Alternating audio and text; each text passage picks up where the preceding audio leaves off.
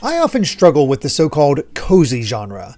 I like games that have a narrative that I can follow, clear goals to meet, and a driving force behind it all.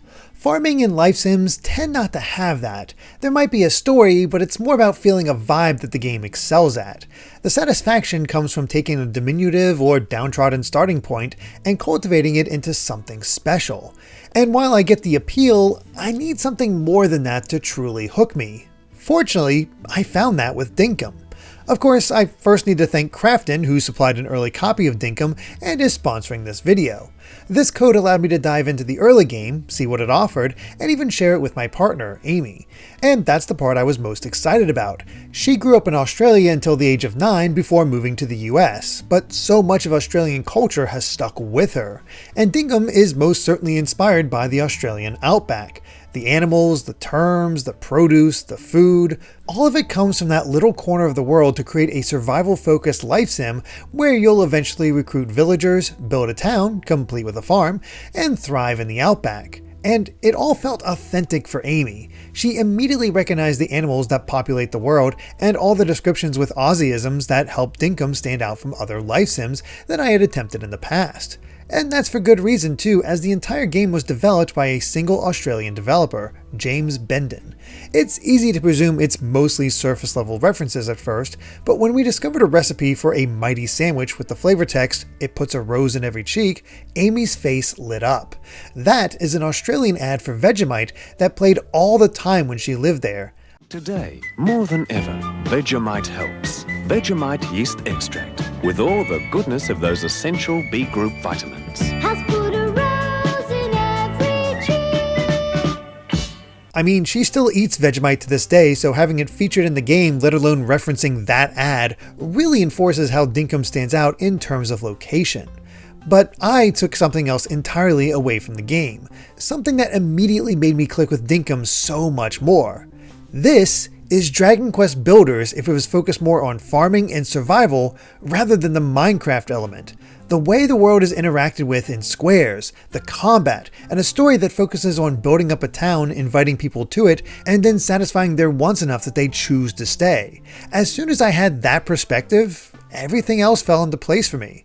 Of course, Dinkum is far from a carbon copy. After designing your character, you learn about South City, a cold, desolate place where the people live miserable lives but have no desire to leave. But you do, and the opportunity arises thanks to an advertisement from Fletch. She wants to return to the island of her childhood and build a base camp there. As compensation for getting out of South City, you're going to help her. From there, it's all about getting settled, exploring the land, and expanding your capabilities to better handle this wilderness. Thankfully, Fletch is there to provide guidance and a goal, because a lot of it is up to you. For example, the base camp could be set up right next to where you first land. That's what Amy chose to do. But she soon learned that she was far from other biomes, so the trek to them would take a little more time. So I took her advice and tried to find a more central location when I started playing. I thought I found a good spot, placed the base camp, and soon learned that I accidentally placed it near Gator Central. They just love coming into camp for a bite. Now, it is possible to move the buildings again as long as there's no debt from building new sites, but I ultimately decided to settle in and make it work.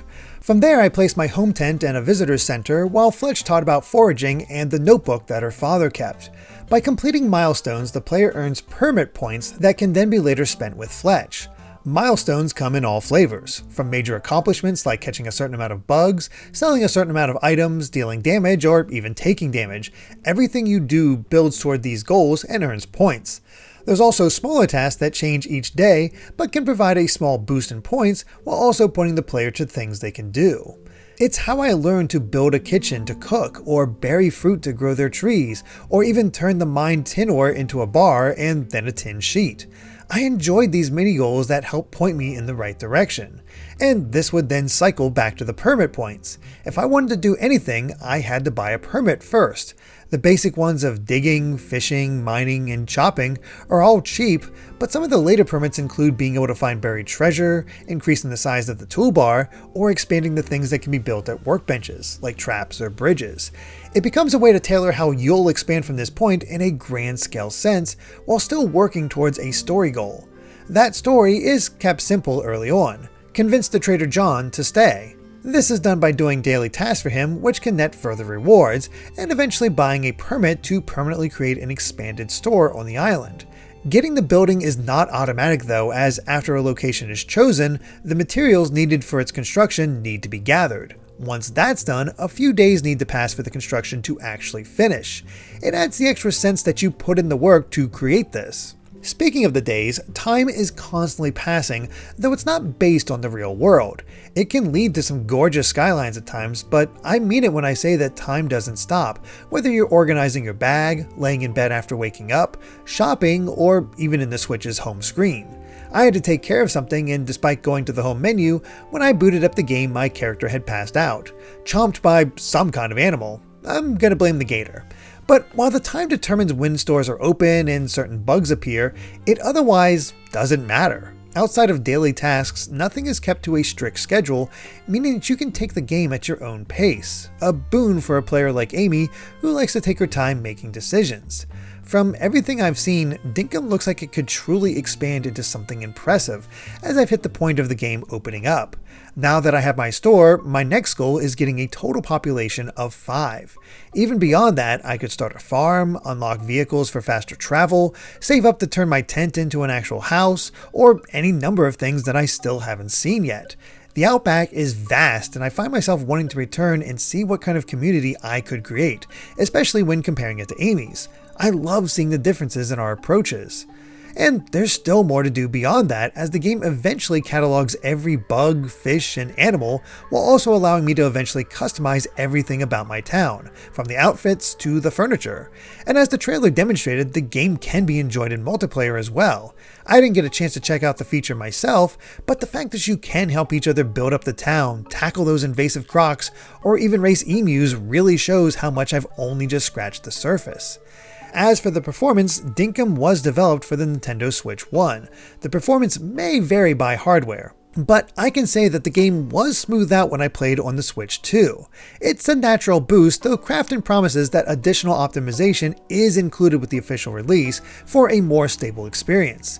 That's great for both systems, but it's also something that Amy and I never minded from our time so far. The game was specifically optimized for the original Switch, and even features touchscreen and Joy-Con support. And it's not just a co-op experience either. Up to 4 people can play around on your island, or their island. Dinkum's not far out from releasing either, as it launches for the Switch on November 5th in North America. It's $19.99, though it is possible to save 10% if Dinkum is pre-ordered before the launch. There's even an exclusive costume for picking it up on Switch based on Battlegrounds. I wore it in my game, Sans Helmet, since I like the style and extra protection. My poor guy was running around barefoot before I switched to that. Like I said, Dinkum turned out to be a pleasant surprise for someone who doesn't always jive with survival or life sim games. I'm generally interested in playing more and seeing what other Aussieisms I'll come across. Oh yeah, speaking of, what is a Dinkum? Well, it's the shortened form of fair dinkum, or being authentic. Going back further in its origins, it also means hard work, which feels pretty fitting all things considered. Putting in the time, that's a reward. Thanks once again to Crafton for supplying the early code and sponsoring this video. And thanks to all of you for watching. If you enjoyed the video, please consider subscribing to GVG, hitting the like button, and ringing that bell. We also have a Patreon at patreon.com/gvgaming with plenty of extra perks. So until next time, bye!